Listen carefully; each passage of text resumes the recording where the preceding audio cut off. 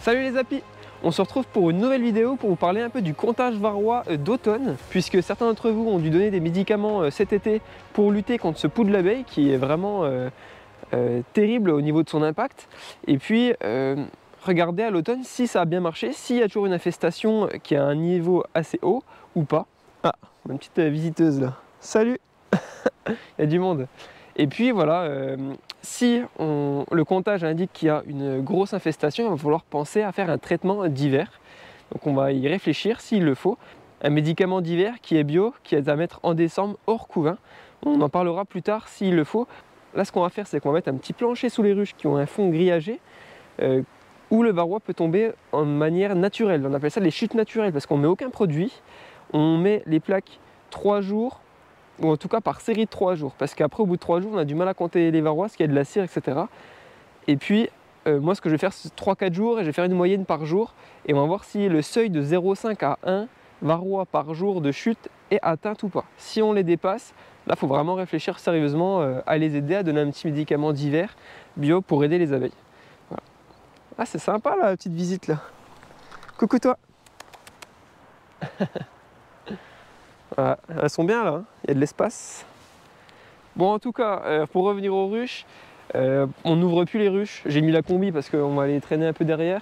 Donc on va plus aux ruches parce qu'il fait vraiment limite en température. Et puis voilà, c'est novembre, 1er novembre, donc il n'y a plus besoin d'ouvrir les ruches. On va juste contrôler le poids. Voir aussi les frelons, parce que je crois qu'il y en avait un peu partout là. Ces derniers jours, c'est compliqué les frelons. Bon allez, on va voir les petites plaques, comment on les met. Il faut mettre de la graisse. Donc voilà ce qu'on va mettre.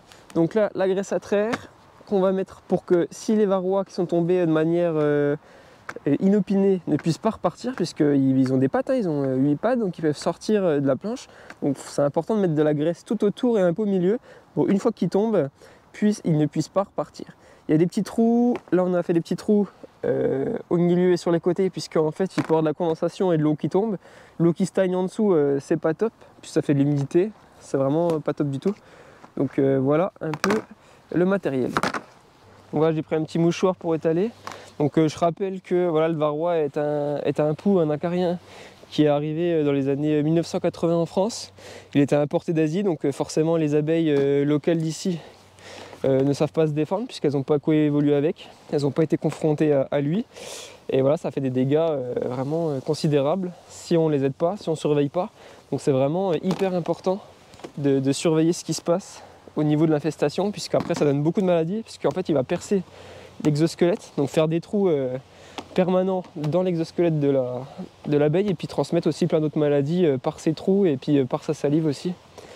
Et il va pomper les molymphes, donc affaiblir les abeilles. Donc elles ont une vie beaucoup moindre et puis au bout d'un moment il y aura vraiment même la varrose qui va se voir. Il y aura des ailes qui seront atrophiées, donc les abeilles pourront même plus voler, enfin bref ça devient une hécatombe et puis au bout de quelques temps, la colonie s'effondre et elle est foutue quoi.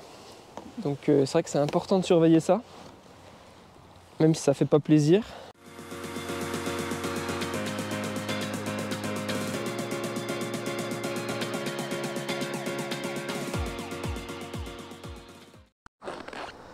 Donc voilà, là on est derrière la ruche, on met notre plaque juste en dessous et puis on n'a plus qu'à la pousser comme ça. Voilà. On la met jusqu'au bout bien sûr, on enfonce bien pour pas que la pluie aille trop dedans s'il pleut. Et puis on fait ça pour toutes les autres ruches. Voilà.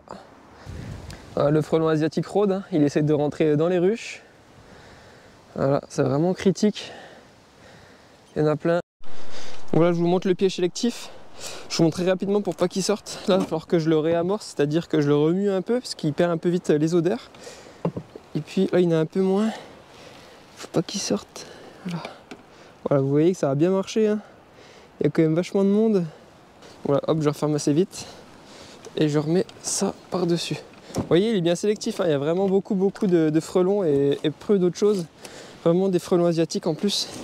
Ça, c'est vraiment le top. Ouais, en tout, j'ai mis une quinzaine de plaques sous les ruches pour compter. Donc voilà, je ne les ai pas mis sous toutes les ruches, puisque je n'ai pas assez. Mais ça me donne déjà une belle idée de l'état sanitaire des ruches au niveau du varroa. On revient dans 4 jours, on fait nos comptages, on fait nos moyennes, et puis on fait un petit bilan. Allez, salut les apis! Donc là, on est 4 jours après. Donc on va venir voir sous les ruches, sur les petites plaques, est-ce que le varroa est tombé ou pas. Allez, on ouvre le premier, on voit ce que ça donne.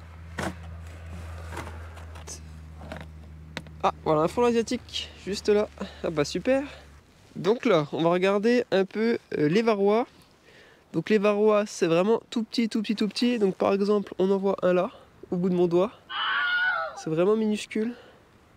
Je sais pas si on voit bien la caméra, donc déjà un là, deux là, un deuxième là. C'est vraiment très très petit. Donc deux. Il n'y en a pas beaucoup, hein. Ah si, trois là.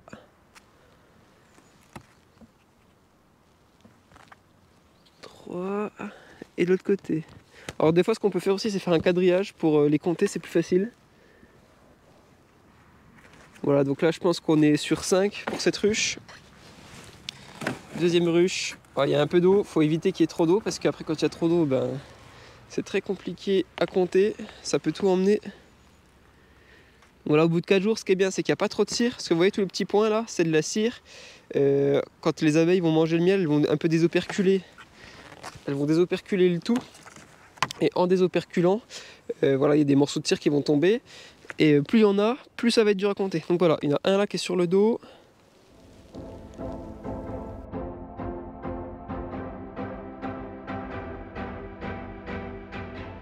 Donc voilà, j'ai fait un peu le tour des ruches. Donc j'ai compté sur 15 ruches. Donc le plus gros, c'est 21 varrois. Donc 21 tombés en 4 jours. Ça fait quand même une grosse moyenne par jour. Bien au-delà des 0,5 voire 1 varrois de chute naturelle par jour. J'en ai eu quand même 4, non même 5 sur les 15 qui ont 0 varrois. Ça c'est super cool. Mais bon, le problème c'est que juste à côté il y a d'autres qui sont bien au-dessus. Il y en a une qui a 10 par exemple, une qui a 5, 6. Je vais faire un peu les moyennes, hein, les comptages sur l'ordi, puis je vais les mettre voilà, juste en dessous de la vidéo pour faire le bilan. Parce qu'au final, il y a du très bon, donc les zéros c'est très très bon, parce que du coup, ça veut pas dire qu'il n'y a pas de varroa dans la ruche, mais il y en a tellement peu que la ruche, voilà, est, on va dire en sécurité, ou en tout cas sous le seuil critique d'infestation, donc ça peut attendre sans traitement d'urgence. Par contre, quand on a 5-6 varrois, on est au-dessus des 1 de chute naturelle par jour. Donc là, il va falloir peut-être réfléchir à un traitement, enfin en tout cas des médicaments bio d'hiver quand il n'y a plus de couvain.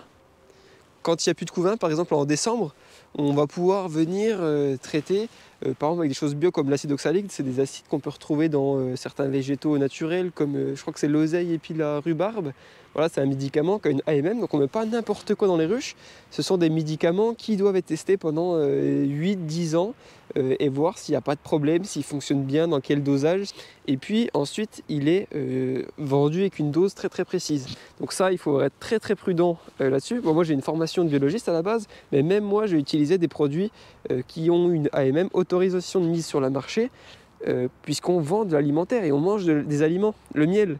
Donc le miel ne doit pas être contaminé par des produits, des médicaments. Donc il faut vraiment utiliser des produits certifiés et avec une autorisation de mise sur le marché. Donc ce qu'on va faire, c'est que nous on va faire un traitement bio cet hiver, je pense, au vu des chiffres, en décembre quand il n'y a plus de couvain. Donc il n'y aura que des varrois phorétiques, c'est-à-dire des varrois qui sont sur l'abeille. Voilà. Bon en tout cas, voilà, on va pas aller plus loin dans cette vidéo, puisque là voilà, la nuit tombe. Bon bah je vous dis à très vite pour une prochaine vidéo. Dites-nous vous si vous faites des comptages d'automne, donc qui sont très très importants pour savoir comment vos colonies vont hiverner. Et puis s'il faut agir cet hiver quand il n'y aura pas de couvain.